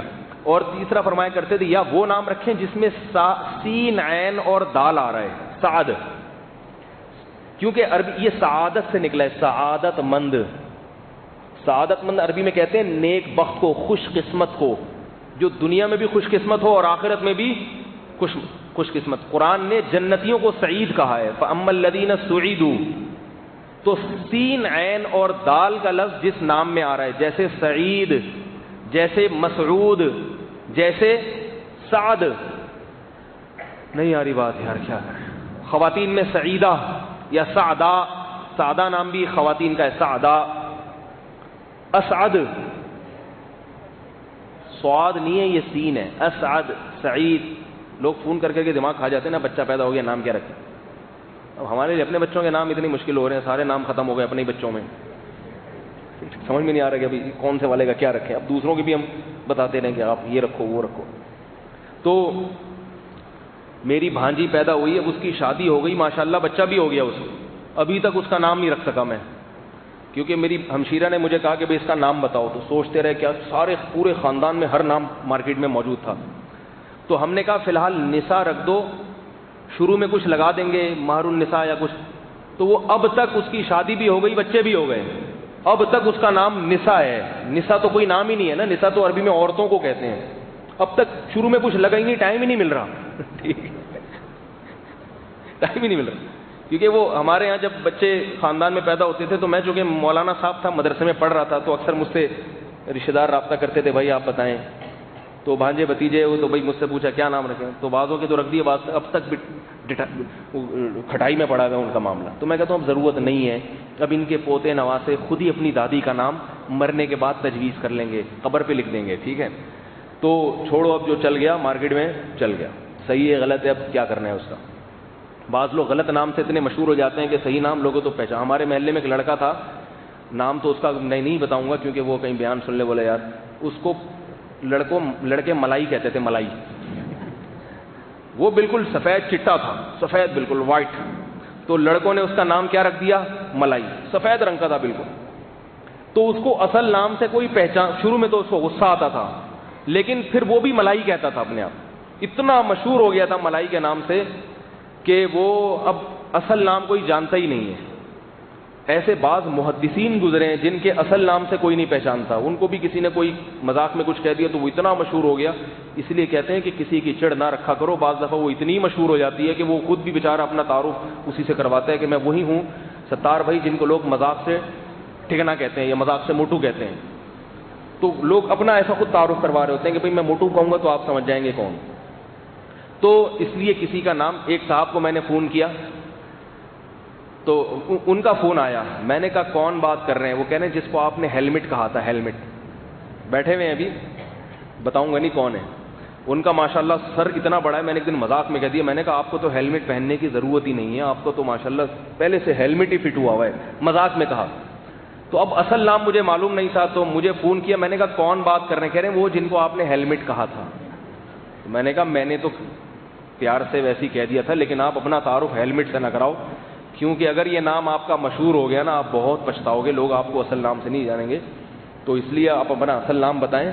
تو میں نے ان کا اصل نام سیو تو کیا لیکن بریکٹ میں ہیلمٹ لکھ لیا ہے، کیونکہ اس نام کے اور بہت سارے لوگ ہیں. تو ہیلمٹ میں نے لکھ لیا اپنی معلومات کے لیے، کسی کو اور کو نہیں بتاتا. اس لیے لکھا کہ بھائی اس نام کے تو درجنوں فون آتے ہیں، جب یہ آئیں گے تو یہ ہیلمٹ سے پتہ چل جائے گا یہ کون بات کر رہا ہے، لیکن دوسروں کو بتانے کے اپنی حد تک رکھا ہوا ہے. تو ایسے مشہور ہو جاتے ہیں. جلدی جلدی بات کو سمیٹ کے ختم کرتا ہوں. تو میں آل بیت کی فضائل بیان کر رہا تھا کہ نبی صلی اللہ علیہ وسلم کے کچھ سسرالی رشتے ہیں جو حضرت ابوبکر بھی ہیں، حضرت عمر بھی، بہت سارے، لیکن آپ صلی اللہ علیہ وسلم کے جو نسبی رشتے ہیں ان میں سب سے پہلا نمبر ہے حضرت فاطمہ رضی اللہ تعالی عنہا کا، کیونکہ باقی بیٹیوں پر حضرت فاطمہ کو فضیلت ہے، اس لیے کہ حضرت فاطمہ سے آپ صلی اللہ علیہ وسلم کی نسل چلی ہے. پھر حضرت علی کا ہے، پھر حضرت حسن اور حضرت حسین کا ہے. صحابہ میں حضرت ابو بکر کو فضیلت تھی، مگر اس کے باوجود حضرت ابو بکر حضرت حسن حسین کا بڑا اکرام کیا کرتے تھے. کیوں؟ فرماتے تھے کہ یہ نبی کے خونی رشتے ہیں. ایک حدیث میں آتا ہے کہ حضرت ابو بکر رضی اللہ تعالیٰ عنہ جا رہے ہیں، حضرت حسین تو اس زمانے بچے تھے حضرت ابو بکر کے دور میں، تو حضرت ابو بکر نے ان کو گود میں اٹھا کے پیار کیا اور آنکھوں سے آنسو جاری ہو گئے. اور فرمایا والذی نفس محمد بیدہ لقرابۃ رسول اللہ صلی اللہ علیہ وسلم احب الی ان اصل من قرابتی، اس ذات کی قسم جس کے ہاتھ میں میری جان ہے، مجھے محمد صلی اللہ علیہ وسلم کے رشتے اپنے رشتوں سے بھی زیادہ محبوب ہیں۔ صرف کیوں ان کو اٹھا کے پیار کر رہے ہیں کہ یہ نبی کا نواسا ہے۔ حضرت عمر کا دور خلافت آیا، حضرت عمر کا تو ایک جلال تھا۔ حضرت عمر نے ایک موقع پر غنیمت جو فے کا مال ہوتا ہے نا بیت المال میں، جس میں امیر کو اختیار ہوتا ہے بھائی جس کو چاہو دو، تو جب وہ تقسیم کیا تو اپنے بیٹے، حضرت عمر کی عادت یہ تھی کہ جو جس کی خدمات دین میں زیادہ ہیں ان کو زیادہ دیا کرتے تھے، اور جس کی خدمات کم ہیں ان کو کم دیا کرتے تھے۔ یعنی جو جہاد میں نبی کے ساتھ زیادہ شریک ہوئے، جیسے بدر کے صحابہ، ان کو پہلے بلا کے دیا کرتے تھے اور زیادہ دیا کرتے تھے، جو بعد میں ایمان لائے ان کو کم دیا کرتے تھے۔ تو حضرت عمر نے حضرت حسن حسین کو زیادہ دیا اور اپنے بیٹے عبداللہ بن عمر کو کم دیا۔ تو حضرت عبداللہ بن عمر نے فرمایا اپنے والد سے کہ میں تو نبی کے ساتھ بہت ساری جنگوں میں شریک رہا ہوں، ٹھیک ہے نا، تو میری خدمات تو زیادہ ہیں، حسن حسین تو نبی کے زمانے میں چھوٹے بچے تھے، تو آپ ان کو ترجیح دے رہے ہیں اور مجھے پیچھے رکھ رہے ہیں۔ تو حضرت عمر نے بڑا عجیب جواب دیا، فرمایا حل ابو کا مثل ابیہما، بتاؤ کیا تمہارا باپ ان کے باپ جیسا ہے؟ یعنی حضرت علی کو اپنے اوپر فضیلت دی کہ بھئی ان کے باپ تو نبی کے داماد ہیں اور تمہارا باپ نبی کا داماد نہیں ہے، کیا تمہارا باپ ان کے باپ جیسا ہے؟ آگے فرمایا حل امو کا مثل امیہما، کیا تمہاری ماں ان کی ماں جیسی ہے؟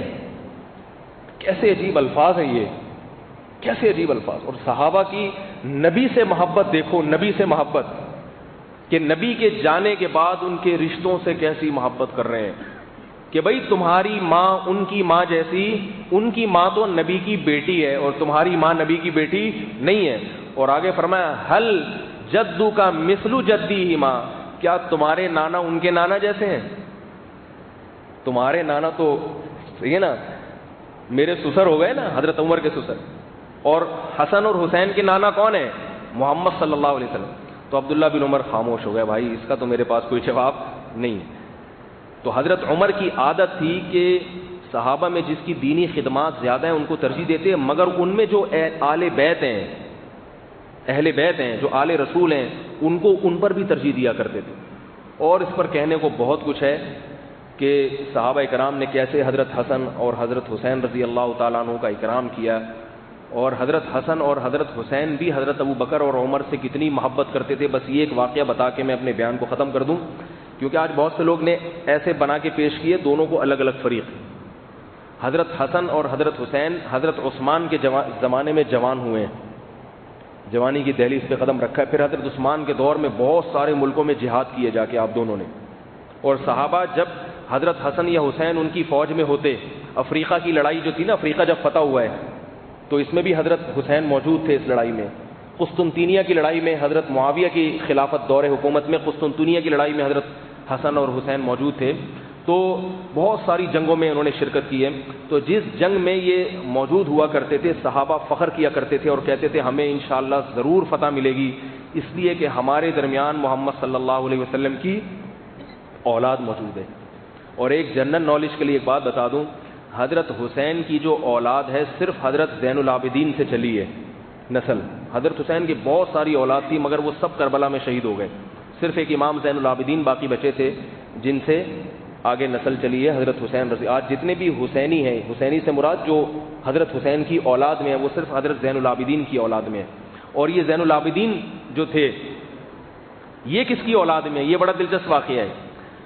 جب ایران فتح ہوا ہے تو یزدجرد جو بادشاہ تھا اس کی بیٹی گرفتار ہو گئی۔ وہ بادشاہ کی بیٹی شہزادیوں جیسے اس کے ظاہر ہے جو ان کے رہن سہن کے طریقے ہوتے ہیں، کافر چاہے کافر ہو لیکن اگر وہ اونچے خاندان کا ہوتا ہے تو اس کے طور طریقے دوسروں سے مختلف ہوتے ہیں۔ تو صحابہ کی عادت تھی جب کسی بڑے لوگوں کو گرفتار کرتے تھے، اگر وہ اسلام قبول کر لیں تو پھر ان کی شادی بھی کسی بڑے سے ہی کرواتے تھے۔ یہ نہیں دیکھتے تھے کہ ہمارے دشمن کی بیٹی ہے، بلکہ دیکھتے تھے کہ یہ اس کا مقام اور مرتبہ کیا ہے۔ تو یزدجرد کی بیٹی تھی، بہت خوبصورت بھی تھی۔ حضرت عمر رضی اللہ تعالیٰ عنہ کے سامنے لایا گیا تو حضرت عمر نے فرمایا کہ اس کا نکاح میں حسین رضی اللہ عنہ سے کراؤں گا۔ کیونکہ یہ سردار کی بیٹی ہے تو اس کی شادی بھی کس سے ہونی چاہیے؟ اپنے بیٹوں میں سے کسی سے نہیں کرائی. آپ دیکھیں یہ حضرت عمر کی کیسی سوچ تھی, اپنے بیٹوں سے بھی کرا سکتے تھے. فرمایا اس کی نکاح میں کس سے کراؤں گا؟ حضرت حسین سے. اور یہ حضرت عمر کا اس امت پہ احسان ہے کہ حضرت حسین کی نسل جو چلی ہے صرف انہی بیوی سے چلی ہے. انہی کی اولاد میں امام زین العابدین پیدا ہوئے. حضرت حسین کی جو باقی بیویاں تھیں ان کی جتنی اولادیں تھیں وہ ساری کربلا میں شہید ہو گئی تھیں, کوئی بھی زندہ نہیں بچا ان میں, صرف حضرت زین العابدین بچے. اور یہ کس کی اولاد میں؟ یہ وہی ایران کے بادشاہ کی شہزادی کے بیٹے تھے. تو یہ کریڈٹ حضرت عمر کو جاتا ہے کہ حضرت عمر نے جو حضرت حسین کو جو پیش کی جو رشتے کے لیے, تو اسی سے حضرت حسین کی اولاد چلی ہے. تو اگر کوئی حضرت حسین کی اولاد میں حضرت عمر کو برا بھلا کہتا ہے تو اس کا مطلب یہ ہے کہ وہ اپنی والدہ جو نسب میں جا کے ان والدہ کی جس نے شادی کرائی تھی انہی کو برا بھلا کہہ رہا ہے. تو یہ کتنی عجیب بات ہو گئی کہ نہیں ہو گئی؟ بھئی تم ان کی اولاد میں ہو, اور یہ تو کس کا کمال ہے, کس کو یہ کریڈٹ کس کو جاتا ہے؟ حضرت عمر رضی اللہ تعالیٰ عنہ کو جاتا ہے. تو میں بس وہ آخری واقعہ سناتا ہوں کہ حضرت ابو بکر اور حضرت عمر کا یہ کیسے دفاع کیا کرتے تھے. عراق سے ایک فتنہ پرست آدمی آیا, وہ حضرت ابو بکر اور حضرت عمر کو برا بھلا کہنے لگا حضرت حسین کے سامنے. حضرت حسین نے فرمایا کہ قرآن مجید میں اللہ نے مہاجرین کی تعریف کی, الذین ہاجروا فی سبیل اللہ واخرجوا من دیارہم. صحابہ میں کچھ وہ ہیں جنہوں نے ہجرت کی اور اپنے گھروں سے نکالے گئے. تو کہنے لگے حضرت حسین بتاؤ کیا تم ان لوگوں میں سے ہو؟ تو وہ عراقی کہنے لگے نہیں. فرمایا کچھ لوگ وہ ہیں جنہوں نے ان مہاجرین کی مدد کی جن کی قرآن نے تعریف کی ہے, والذین تبوؤا الدار والایمان من قبلہم یحبون من ہاجر الیہم. وہ انصار ہیں جنہوں نے مہاجرین کی مدد کی, اللہ نے ان کو بھی جنتی قرار دیا. تو حضرت حسین نے فرمایا کیا تم ان لوگوں میں سے ہو؟ انہوں نے کہا نہیں, ان میں سے بھی نہیں ہے. فرمایا تیسرا طبقہ وہ ہے جو بعد میں قیامت تک آئے گا, جن کے بارے میں قرآن کہتا ہے جو بعد میں آتے ہیں وہ کہتے ہیں ربنا اغفر لنا ولاخواننا الذین سبقونا بالایمان. اے اللہ ہم نہ مہاجرین میں سے ہیں نہ ہم انصار میں سے, مگر ہم مہاجرین سے بھی محبت کرتے ہیں, انصار سے بھی محبت کرتے ہیں. اور اے اللہ لا تجعل فی قلوبنا غلا, اے اللہ نہ انصار کی نفرت ہمارے دلوں میں ڈال اور نہ مہاجرین کی نفرت. حضرت حسین نے فرمایا تم اس فریق میں سے بھی نہیں ہو, کیونکہ تم ابو بکر اور عمر کی برائی جب کر رہے ہو تو تمہیں نہ مہاجرین سے محبت نہ انصار سے محبت, اور نہ وہ تیسرا طبقہ ہے, نہ تم مہاجرین میں سے ہو نہ تم انصار میں سے ہو, نہ اس طبقے میں سے ہو جو مہاجرین سے یا انصار سے محبت کرتا ہے. تو تمہارا قرآن میں کوئی تذکرہ نہیں ہے اچھائی میں. کیسے مضبوط دلائل سے دفاع کیا کہ ابو بکر اور عمر تو ان لوگوں میں سے ہیں جنہوں نے اللہ کی خاطر اپنے دین کو چھوڑ کر ہجرت کی, اور تم اگر اللہ کی نظر میں کچھ مقام حاصل کرنا چاہتے ہو تو ان مہاجرین سے محبت کرو, ان سے نفرت نہ کرو. تو ہمیں جو سبق ملتا ہے نا ان واقعات سے, ایک تو یہ کہ اہل بیت سے محبت ہمارے ایمان کا بھی جزو ہے. سمجھ میں آ رہی ہے بات کہ نہیں آ رہی؟ بنگلہ دیش ہمارے اصل میں یہ جو میں کہتا ہوں سمجھ میں آ رہی ہے. ہمارے ایک دوست تھے بنگلہ دیشی, وہ کہتے تھے سمجھ گئے سمجھ گئے تو وہاں سے ہماری زبان. ہمارے ایک دوست بنگلہ دیشی تھے, وہ بڑی عجیب عجیب باتیں, ان کی زبان میں بڑی وہ گڑبڑ تھی.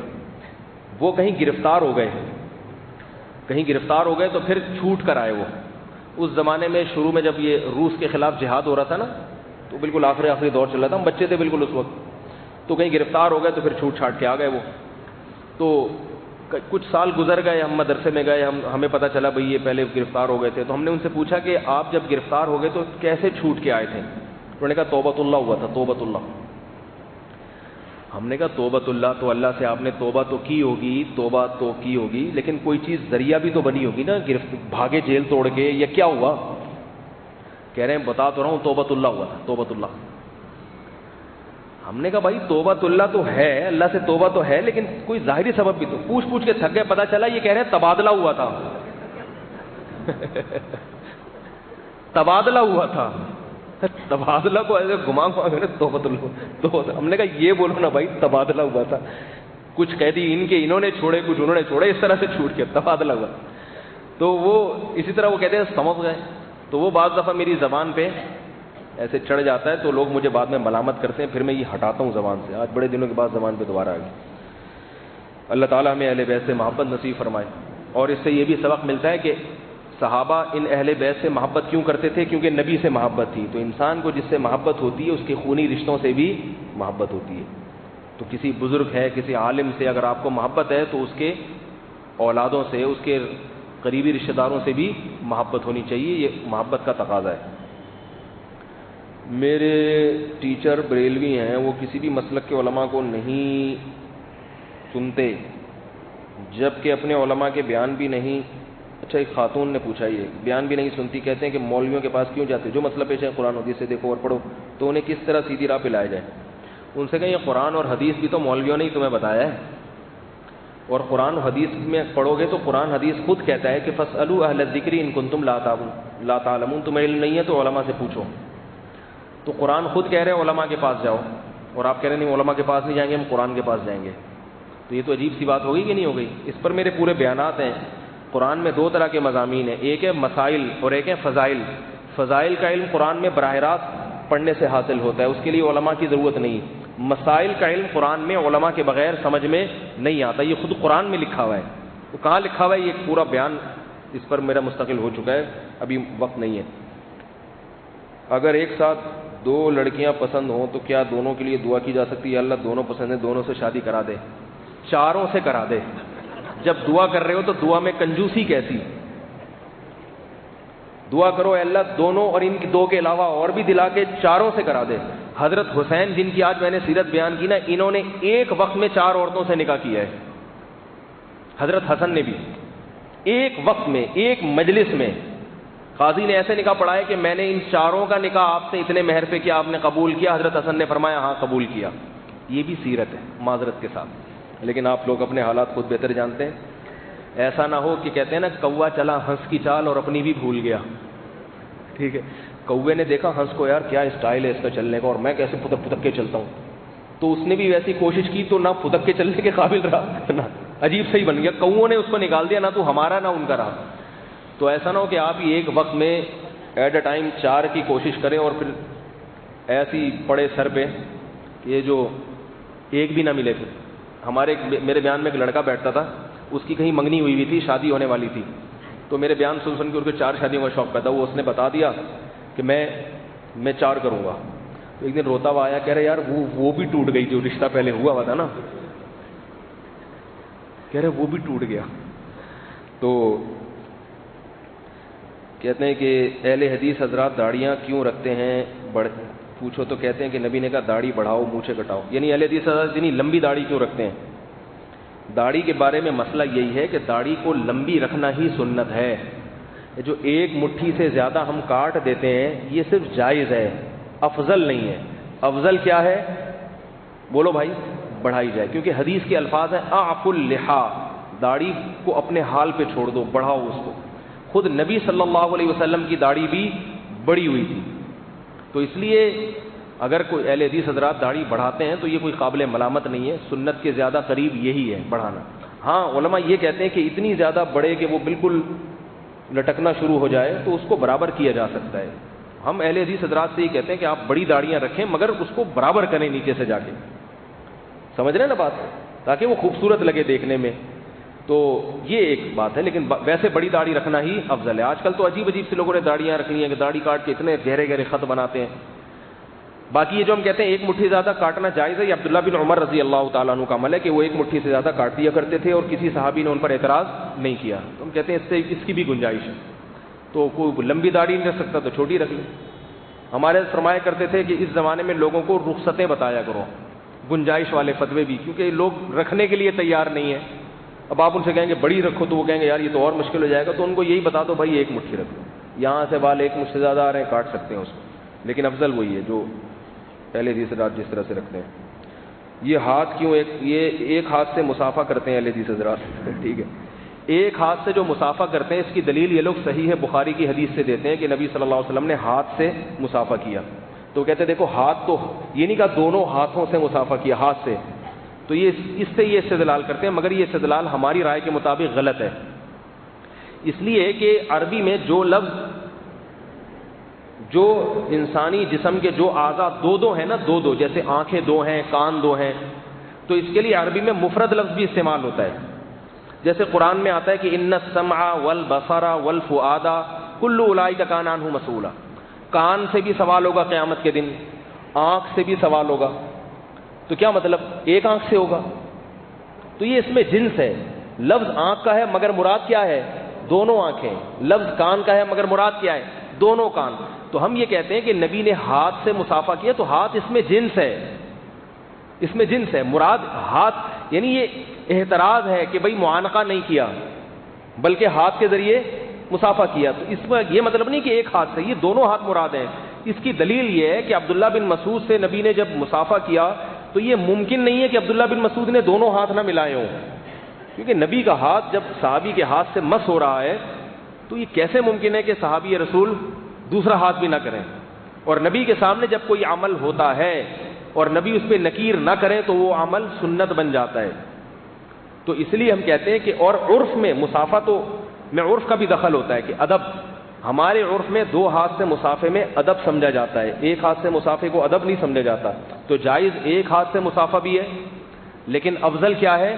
دو ہاتھ سے مصافحہ. اور بخاری کی وہ جو حدیث ہے ہاتھ سے مصافحہ ہے اس میں ایک ہاتھ کا ذکر نہیں ہے. تو ہم کہتے ہیں وہ ہاتھ اس میں جنس ہے، لفظ ہاتھ ہے مراد اس سے دونوں ہاتھ ہیں. یہی جمہور کا مذہب ہے، یہی ائمہ اربعہ کی جو کتابیں ہیں ان میں بھی یہی مذہب ہے. تو جمہور کو فالو کرنا چاہیے، اس سے شذوذ اختیار نہیں کرنا چاہیے، افضل یہی. 10 محرم کے احترام میں کیا کیا کیا جائے، اس دن میں کیا کیا کریں؟ روزہ رکھیں. باقی اگلا مسئلہ کے جواب نہیں میں دیتا. بھائی شیعہ لوگوں کا ماتم دیکھنا اور جگہ جگہ سبیل سے پانی شربت پینا ہمارے لیے جائز ہے ہی نہیں. بھائی جو شیعہ لوگوں کا مذہب ہے ان کو اس پر عمل کرنے دیں، آپ کا مذہب ہے آپ اس. ہمارے مذہب میں ماتم نہیں ہے، ٹھیک ہے نا. تو جب ماتم نہیں ہے تو ماتم دیکھنا بھی نہیں ہے، تو نہ ماتم کریں اور نہ ماتم جا کے دیکھیں. 10 محرم کے احترام کے لیے گھر میں چولہا جلانا، اور جس لڑکی کی شادی نہ ہو رہی ہو 10 محرم کو ہاتھ پر مہندی لگا کر امام بارگاہ چلی جائے، شادی ہو جائے گی. بھائی یہ ان لوگوں کا مذہب ہے، ہمارا مذہب نہیں. ہمارے یہاں شادی کے لیے ضروری ہے کہ شادی کرو، اس کے علاوہ مہندی لگانے سے نہیں ہوتی. رشتے تلاش کرو، صحیح ہے نا، اور دعا مانگو اللہ سے، ہونی ہوگی ہو جائے گی، نہیں ہوگی تو کچھ بھی کر لو نہیں ہوگی. اچھا بھائی اور کیا؟ یہ چولہا جلانا نہیں، 10 محرم کو تو روزہ رکھنا ہے. چولہا جلے گا تو روزہ کون رکھے گا پھر؟ ہمارے کچھ بھائی شیعہ کو کافر کہتے ہیں. اگر شیعہ کافر ہیں تو میرے بھائی یہ کافر کافر کا مذاق چھوڑ دو. کیا کرنا ہے؟ تم سے کون پوچھ رہا ہے؟ کوئی پوچھ رہا ہے تم سے کہ کیا ہے؟ نہ قبر میں تم سے سوال ہوگا. تم سے سوال یہ ہوگا کہ ہمارے بارے میں سوال ہوگا. تو ان چیزوں سے بہت اختلاف فرقواریت پھیلتی ہے، لڑائی جھگڑے قتل و غارت کی ایک پورے ملک میں ایک جو ہے وہ ایک کتنے علماء شہید ہو گئے، کتنے دھماکے ہو گئے. اس بحث کو علماء کہتے ہیں، میں نہیں کہہ رہا. اللہ کا واسطہ ختم کر. آپ کو ان سے کیا لینا دینا؟ آپ کا ایک مذہب ہے. لوگ کہتے ہیں میں اس لیے کہ بھائی شادی تو شادی کرنے کی کیا ضرورت ہے؟ سنیوں میں لڑکیاں مر گئی ہیں، ختم ہو گئی ہیں جو تم ان کے مسلک میں کر رہے ہو. تو بھائی وہ اپنے مسلک میں شادی کریں تو اپنے، ورنہ مسلمان کافر ہونا ایک الگ بحث ہے، لیکن ایڈجسٹ کیسے ہوگا؟ شادی تو بھئی آپ کا ایک ہی مذہب ہو تو پھر میاں بیوی میں محبت سے زندگی گزرتی ہے نا. اگر مذہب ہی الگ الگ ہیں تو کیسے؟ وہ جب اس کا پٹا ہوگا تو وہ اپنے شیعہ ذاکر کو بلا رہی ہوگی، اس سے مسئلہ پوچھ رہی ہوگی، اور آپ پوچھ رہے ہوگے اپنے سنی سے. اب شیعہ لوگوں میں 3 طلاقیں دے دو ایک بھی نہیں ہوتی. آپ نے کہیں طلاق دے دی تو وہ شیعہ مذہب سے فتویٰ لائے گی، ایک بھی نہیں ہوئی. وہ کہے گی میں آپ کی بیوی ہوں، اور آپ کہیں گے 3 ہو گئی ہیں. تو آپ اس سے جان چھڑائیں گے، وہ دنیا چھوڑ دے گی، آپ کی جان نہیں چھوڑے گی. کیونکہ عورت اپنے شوہر کو اتنے آرام سے اس زمانے میں نہیں چھوڑتی ہے. بندہ پہلے مرتا ہے، دنیا سے جاتا ہے. جو سب کی بات نہیں کر رہا، جو آپ لوگوں کے علاوہ کی بات کر رہا ہوں، لیکن ہوتا ہے ایسے. تو ایڈجسٹ نہیں ہو سکتا یہ. اس لیے بہت فرق ہے مذہب میں. ان کے ہاں 3 نمازیں ہیں، 5 نمازیں مگر 3 ٹائم پہ. آپ کے ہاں 5 نمازیں. ان کے ہاں وضو پاؤں سے شروع ہوتا ہے، آپ کے ہاں ہاتھ سے شروع. تو اتنا فرق آ رہا ہے تو وہ پھر ایڈجسٹ نہیں ہو پاتا. اس لیے علماء کہتے ہیں کہ بھائی شیعہ سنی میں نکاح جائز نہیں ہے، اس بنیاد پر کہ مذہب میں فرق بہت زیادہ ہے. اللہ تعالیٰ سمجھنے کے عمل کی توفیق عطا فرمائے. سبحانک اللہم و بحمدک، نشہد ان لا الہ الا انت، نستغفرک و نتوب الیک.